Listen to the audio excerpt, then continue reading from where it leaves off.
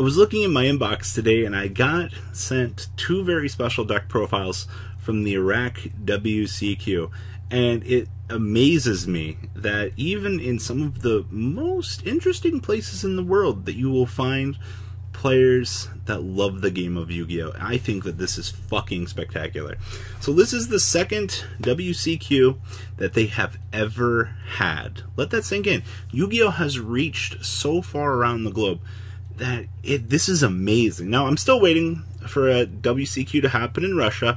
I'm not gonna lie, I'm still kind of waiting for it. I'm definitely looking forward to covering it, considering Moscow Magic took the last one. Just kidding. But this is awesome. Last year, John was talking about the regional deck list, and, you know, I'll take up the torch this time. So, the first list we have is True Draco, and the second list is actually going to be Kozmo. Now, considering the fact that this is a much smaller region, players aren't going to be dedicating a lot of money to at least that's what I would assume. You know, if you're going to a relatively small region, like, you're going to pick up something that you enjoy more that potentially isn't going to get hit. And I actually really like that mentality, at least looking at this. So we're going to start off with the True Draco list. So we have 2 copies of Amano Iwado, 1 copy of Dynamite, 2 copies of Ignis, 2 copies of Majesty Maiden, triple copies of Card Demise, 1 copy of Dimensional Fissure. This is actually really spicy. I really like this. We have triple copies of Disciples of the True Draco Phoenix, triple copies of Dragonic Diagram, triple copies of Pot of Duality, 2 copies of Terraforming, 1 copy of the Monarch Stormforth, triple True Draco Heritage, 1 Upstart Goblin, 2 copies of Gozen Match, 1 copy of Imperial Order, 2 copies of Rivalry of the Warlords, 1 copy of Skill Drain, 1 Summon Limit, 2 the Monarch's Erupt, triple the True Draco Apocalypse, 1 copy of True King's Return, 1 Ending Nightmare, and 1 Waterfall of Dragon Souls. Now, remember, much like most True Draco decks, what's an extra deck? I actually had a quote from another True Draco player the other day. He was talking about playtesting. He's like, yo, I've played the extra deckless version for so long that, like, I forgot what cards I can actually access. So it's kind of the punishment for it. Now, the side deck down here is 1 Ash Blossom, 2 Droll and Lockbirds, 1 copy of Metaltron, the True Draco Combandant, 2 copies of Sphere Mode, 2 copies of Anti-Spell Fragrance, 2 copies of Evenly Matched, 2 Imperial Iron Wall, 2 copies of Red Rebuto, and, of course, 1 copy of Unending Nightmare. Now, I do have a nice little text that I was sent here. He said he was playing 1 Summon Limit because it's a continuous trap card and I need more, which is an important one in a large number, which, okay, I'll give you that. It is another continuous trap that you have access to tribute. He said 1 Unending Nightmare to give him an edge against Altergeist in game, plus it's a side out versus other decks. So he did take the route of having side deck options built into it. And I always like decks that can kind of take advantage of more. Basically, you're main decking your side deck, and then you can side deck things to make your game ones a little bit easier. He said 1 Waterfall because I don't want to see it going second in game 1, and it's amazing in both scenarios. Plus, it's a side out going second, which I absolutely agree with. Dimensional Fissure up here. Dimensional Fissure is yeah, D-Fissure for a hell of the amount of decks like BA, Dinos, Kozmo. Alone, it's a continuous trap card, or continuous spell card as well that also acts as fodder, which, yep, also very good. Upstart Goblin was a guaranteed side out, plus gives extra draw power in game 1. Absolutely correct. I agree with that. 1 Ash because I had 1 card left and there was no better staple than Ash, especially going second. That's respectable. I actually really like that. Now, 2 Red Reboots. Because if they activated Evenly Matched or Imperial Order, I am fucked. Plus for Altergeist, yeah. A very solid reasoning there. Oh boy. 1 copy of Metaltron is only for protection effect versus Altergeist or Sky Striker, plus a 3 tribute interruption on the opponent's turn if a True Draco spell and trap is actually face up. Yeah, that's actually very true. You do get interruptibility off of this and protection. It's actually kind of good.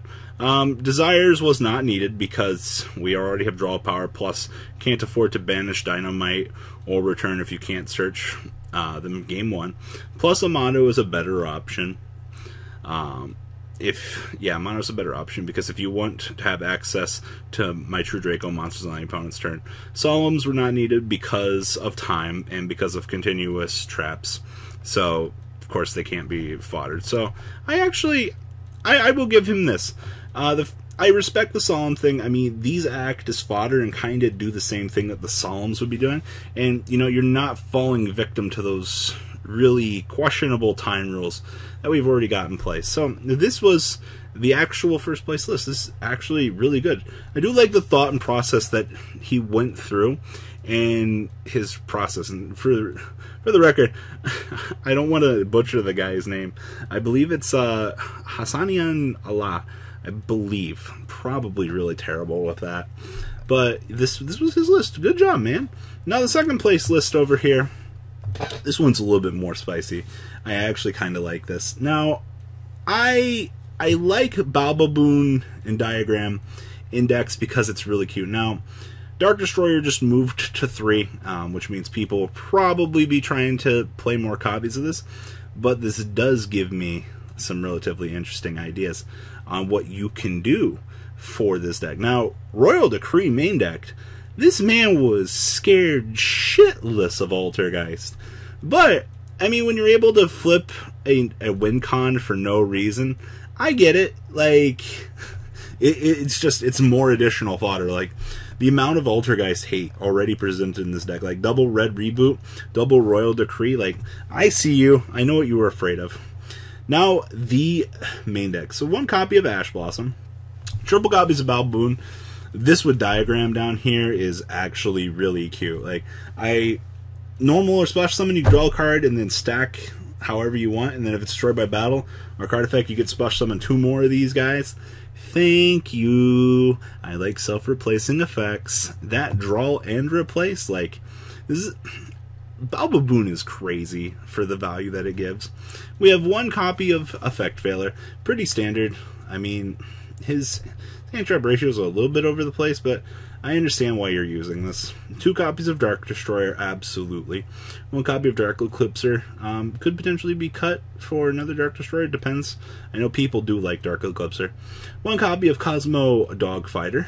1 copy of Farm Grill.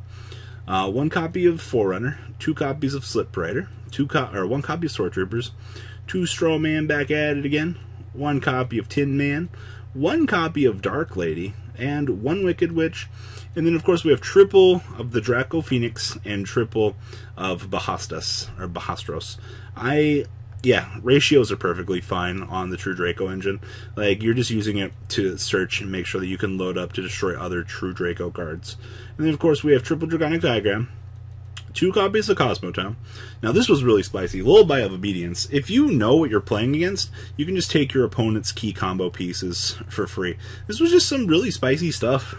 Like, tech choices were very well made for this deck. Like, if you know the format and you've analyzed the format to this point, you know what you're going against, this deck might actually be a problem for you. 1 copy of Set Rotation. I understand. 1 copy of Supply Squad. If a monster you control is destroyed by battle or card effect, you can draw a card. This is pretty cute. 1 copy of, or 2 copies of Terraforming. I mean, pick your field spell. And then we have 1 Cosmojo Me Daddy, 1 Metaverse, or 2 Metaverse, 2 Red Reboot, and 2 copies of Royal Decree. The extra deck, we have 1 copy of Underclock Taker, 1 copy of Trisbania, 1 Link Spider, 1 Decode Talker, 1 copy of Boral Sword, 1 copy of Akashic Magician, 1 True King of All Calamities, 1 copy of Grampulse. We have Pain Gainer, 7 Deadly Sins, and then, of course, Bamboozling, Greedy Samsaraya, 1 copy of Cyber Dragon Nova and Infinity, and, of course, Crystal Wing Dragon himself. Oh, yeah. Metatron. This guy actually packed a True Draco engine in the side deck. So we have 1 Dynamite, we have 1 copy of Metaltron, 2 copies of Disciples, 1 copy of Legacy of the Duelists. So when your when your monster declares an attack, target one spell and trap card your opponent controls, negate the attack, and if you do, destroy that card.